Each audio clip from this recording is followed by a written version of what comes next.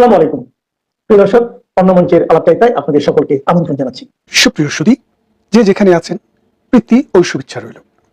আজকে যে বিষয়টি নিয়ে কথা বলতে চাই সেটি হচ্ছে বাংলাদেশ এবং ভারত সম্পর্ক প্লাস ডক্টর ইউনূসের পাকিস্তানি যেসব এজেন্ট আছে তাদের কর্মকাণ্ড, এটা কি ইম্প্যাক্ট তৈরি করছে এবং এর ফলে বাংলাদেশ নামক এই ছোট রাষ্ট্রটিতে কি হতে পারে সামনের দিনগুলোতে এবং বাংলাদেশের ভবিষ্যৎ কোন সূত্রে গাথা, সে বিষয়টি নিয়ে একটু আলোকপাত করতে চাই। আপনারা যদি দেখেন যে সাম্প্রতিক সময়ে ডক্টর ইউনূস বাংলাদেশে বিডিআর হত্যাকাণ্ড নিয়ে একটি প্রতিবেদন প্রকাশ করেছেন। আপনারা জানেন আর্মি ক্লিয়ারলি বলেছে there is no if no but, অর্থাৎ ইফ বাট ছাড়াই বিডিআর হত্যাকাণ্ডের যে বিচার হয়েছে সেটি সুষ্ঠু বিচার এবং সেটা নিয়ে নতুন কোনো ফ্যান্ডোরার বক্স ওপেন করা যাবে না। এই কথাটি তিনি বলার পর আমরা ধারণা করেছিলাম বাংলাদেশে বিডিআর হত্যাকাণ্ড নিয়ে নতুন কোনো গল্প উপন্যাস আসবে না, কিন্তু আসলো। এই আসার ফলে কি হলো, আমরা যেটা বুঝতে পারলাম যে বাংলাদেশ সেনাবাহিনী আসলে এখন বাংলাদেশ সেনাবাহিনী চালাচ্ছে না, সেনাবাহিনীর প্রধান চালাচ্ছে না। বাংলাদেশ সেনাবাহিনীর প্রধান হচ্ছে এখন আসিফ মুনির। পাকিস্তানের সেনাবাহিনী যিনি সাম্প্রতিক ফিল্ড মার্শাল উপাধি পেয়েছেন তিনি কিন্তু বাংলাদেশের সেনাবাহিনীটা চালাচ্ছেন এবং এই বাংলাদেশ সেনাবাহিনীকে চালিয়ে ডক্টর ইউনূসের যেসব পাকিস্তানি এজেন্টরা সেনাবাহিনী, বিমান বাহিনী, নৌবাহিনী এবং বাংলাদেশের বিডিআর বা বিজিবিতে ছিল, সেই সব পাকিস্তানি এজেন্টদেরকে দিয়ে বাংলাদেশে একটি ন্যারেটিভ তৈরি করার চেষ্টা হচ্ছে। এই পাকিস্তানি এজেন্টরা বাংলাদেশে একটি ন্যারেটিভ দাঁড় করানোর চেষ্টা করছে যে বাংলাদেশে 2008 সালে যেই বিডিআর মিউটিনিটা হয়েছিল সেই মিউটিনির সাথে ভারত জড়িত এবং সরাসরি ভারত রাষ্ট্রের নাম ধরেই কিন্তু এই কথাটি বলা হয়েছে। তার মানেটা কি দাঁড়াচ্ছে যে বাংলাদেশের বিডিআর বিদ্রোহ এবং এই ভারতের সংশ্লিষ্টতা এক সূত্রে গাঁথা, এইরকম একটা প্রতিবেদন এসছে।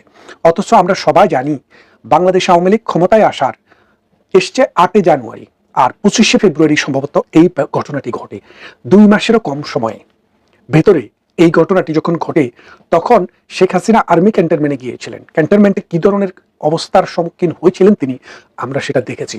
পরবর্তীতে আস্তে আস্তে আস্তে আস্তে দেশটাকে আবার পুনর্গঠন করা হয়। এখন এই যে বাংলাদেশ সেনাবাহিনী যেখানে বলছে যে এখানে কোনো ভারতের সম্পৃক্ততা নেই, এটা বিডিআর এর একটা বিদ্রোহ, এই বিদ্রোহে 57 জন সেনা কর্মকর্তা নিহত হয়েছেন, এটা শোকাবহ, দুঃখের।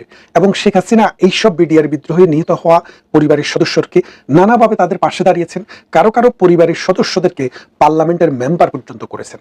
তার মানে তার সদিচ্ছা, রাষ্ট্রনায়কোচিত কাজ কারবার সবকিছু দিয়ে তিনি দেখিয়েছেন যে এইটি আসলে একটি ঘটনা, যে ঘটনাটাকে প্রপারলি অ্যাড্রেস করা উচিত। এবং এই সেনাবাহিনী হত্যার জন্য এই বিডিআর এর যেসব জওয়ানরা এখানে উপস্থিত ছিল এবং যারা এই হত্যাকাণ্ডে অংশগ্রহণ করেছে তাদের অনেকের মৃত্যুদণ্ডের রায় হয়েছে। এখন এই হত্যাকাণ্ডের রায়টি এখন উল্টে যাবে, কারণ যেই তদন্তটি এসছে, এই তদন্তে যেহেতু ভারতের কথা এসছে, তাহলে এই সেনাবাহিনীর হত্যাকারীদেরকে আর শাস্তি দেওয়া যাবে না, এখন তাদেরকে খালাস দিতে হবে। তাহলে আসুন, বাংলাদেশটা আসলে ইনভাইট করে একটা যুদ্ধের আয়োজন করছে। বাংলাদেশ যুদ্ধকে আয়োজন করছে কি কারণে আপনারা দেখেন, পাকিস্তান চাচ্ছে যে বাংলাদেশের শক্তিকে, বাংলাদেশের ভূমিকে ব্যবহার করে ভারতের ভিতরে নানান জায়গায় একটা বিচ্ছিন্নতা তৈরি করা। এর ফলে ভারত একটা প্রেসারে পড়ে পাকিস্তানের সাথে যদি কোনো সমঝোতা করে, কিন্তু বাংলাদেশের প্রতিবেশী ভারতের যে 7টি অঙ্গরাজ্য রয়েছে এই অঙ্গরাজ্যগুলোতে সেই রকমের কোনো বিদ্রোহ নাই বললেই চলে। এক, দ্বিতীয়ত ভারত সরকারের কন্ট্রোল সেন্ট্রালি এবং লোকালি এমন পর্যায়ে আছে সেখানে কোনো রকমের বিদ্রোহ সংগঠন করা, ভারত রাষ্ট্রের বিরুদ্ধে কোনো যুদ্ধ ঘোষণা করা বা কোনো আঞ্চলিক স্বাধীনতা ঘোষণা করার কোনো শক্তি ভারতে এই মুহূর্তে নাই। সুতরাং এই জুজুর ভয় দেখিয়ে বাংলাদেশটাকে ব্যবহার করে পাকিস্তান যে স্বার্থটা হাসিল করতে চাচ্ছে, পাকিস্তানের মূল কথাটা হচ্ছে 1971 সালে যদি পাকিস্তান বাংলাদেশকে সহযোগিতা না করতো তাহলে লাঠি দিয়ে পিটে, অস্ত্র নিক্ষেপ করে, অস্ত্র দিয়ে গুলি করে, নারীদেরকে দর্শন করে, ভোগ করে আমাদের এই দেশটাকে তারা কিন্তু পাকিস্তানের অংশ রেখে দিতে পারতো।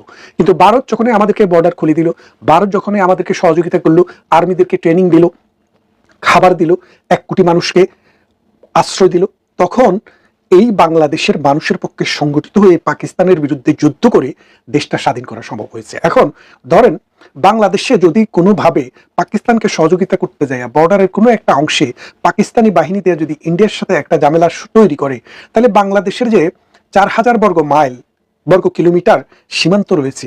এই সীমান্তের যে কোনো দিক দিয়ে কিন্তু ভারতীয় বাহিনী ঢুকে বাংলাদেশের যে কোনো অঞ্চল একদিনের ভিতরে দখল করে নিয়ে যেতে পারে। তাহলে বাংলাদেশটাকে কোথায় ঠেলে দিচ্ছেন আপনি? দেখেন, এই পাকিস্তান ইউনূসের সাথে ষড়যন্ত্র করে ডক্টর ইউনূসের যে একটা এজেন্ডা, এটা মেটিকুলাস যে ডিজাইন, এই ডিজাইনের অংশ হিসেবে তিনি কিন্তু চায়নায় গিয়ে বলেছিল যে ভারতের 7টি অঙ্গরাজ্য ল্যান্ডলক। এখন বাংলাদেশের ঢাকাকে যদি আমরা ল্যান্ডলক বলি, তা আপনারা কি বলবেন? না, বাংলাদেশের ঢাকা তো ল্যান্ডলক না, কারণ ঢাকার তো একটি বন্দর রয়েছে, সেটি হচ্ছে চট্টগ্রাম বন্দর, কারণ ঢাকা হচ্ছে রাজধানী, এটা একটা রাষ্ট্রের অংশ। এখন পাকিস্তানেরও কোনো কোনো অংশকে যদি আপনি ল্যান্ডলক বলেন, তাহলে কি হবে? এটা হবে ধৃষ্টতা এবং কূটনীতিক শিষ্টাচার বহির্ভূত আচরণ। এখন বাংলাদেশের ভবিষ্যতে কি হবে সেই জিনিসটা যদি আপনি একটু খেয়াল করেন, ভারতের সাম্প্রতিক সময়ে ভ্রমণ করছে, এখনো ভারতেই আছেন রাশিয়ার প্রেসিডেন্ট ভ্লাদিমির পুতিন। তিনি তার প্রতিবেশী রাষ্ট্রটিকে দখল করে নিয়েছেন, ইউক্রেনকে তিনি 15 সালে ইউক্রেনের একটা অংশ তারা নিয়ে নিয়েছিল, ক্রিমিয়া।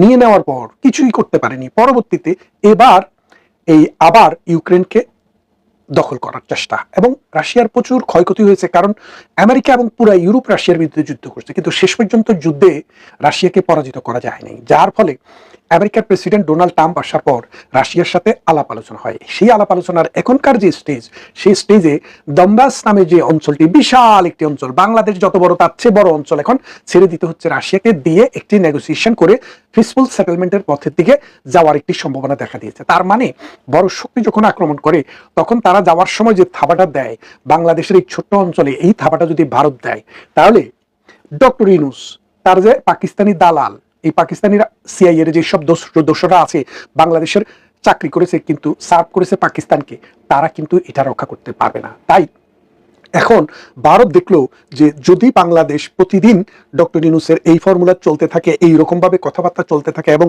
অ্যাগ্রেশন দেখাতে থাকে, তাহলে কিন্তু ভারত যেই কোনো সময়ে রাশিয়ার মতো, ক্রিমিয়ার মতো, ডনবাসের মতো বাংলাদেশকে আক্রমণ করে বসতে পারে।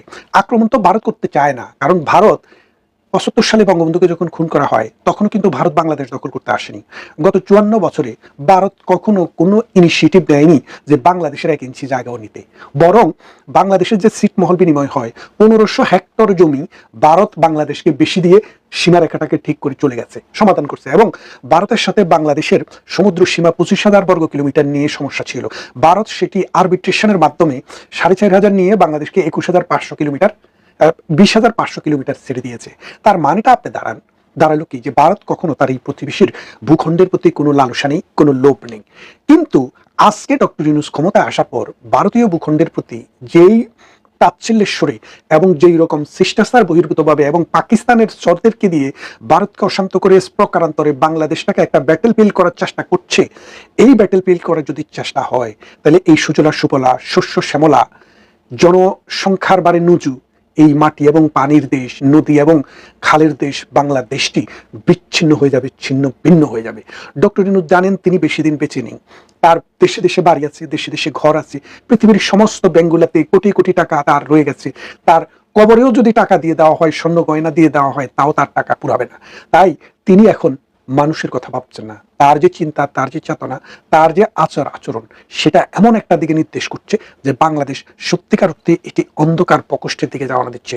বাংলাদেশ যদি এখনই এই জায়গা থেকে ফিরে না আসে, তাহলে মনে করুন আগামী দিনের বাংলাদেশ আমেরিকা, ব্রিটেন, পশ্চিমা বিশ্বের অন্যান্য দেশ, পাকিস্তান এবং বাংলাদেশ এবং ইন্ডিয়া মিলে একটা যুদ্ধক্ষেত্র তৈরি হবে, রাশিয়াও সেখানে ইন্ডিয়ার পাশে এসে দাঁড়াবে। সেই ক্ষেত্রে বাংলাদেশ কি সেটা অ্যাফোর্ড করতে পারবে? আর যদি না পারে, আপনারা আমরা সবাই ডক্টর ইউনূসের এই মেটিকুলাস ডিজাইনের বিরুদ্ধে শক্তিশালী অবস্থান নিয়ে বলতে হবে, আমার সোনার বাংলা, আমি তোমায় ভালোবাসি, এই দেশ আমার, এই মাটি আমার, এটাকে আমরা বন্ধুত্বের ভিত্তিতে রক্ষা করতে চাই, কারোর সাথে যুদ্ধ করে নয়। ভালো থাকবেন।